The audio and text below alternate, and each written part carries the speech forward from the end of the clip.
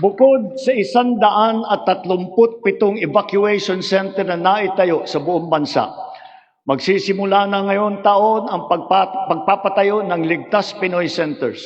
Una doon sa mga lugar na madalas tamaan ng hagupit na panahon, tulad ng Bicol, Eastern Samar, Bukidnon, Davao de Oro.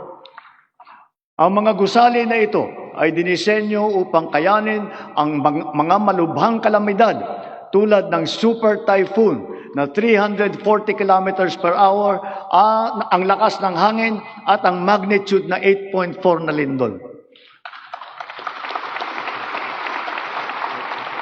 Ganon din dapat ang taas ng kalidad at tibay ng lahat ng pribadong infrastruktura. Ang lahat ng gusali sa ating bansa ay dapat handa at kayang manatiling matatag at nakatindig laban sa anumang banta ng sakuna at kalamidad.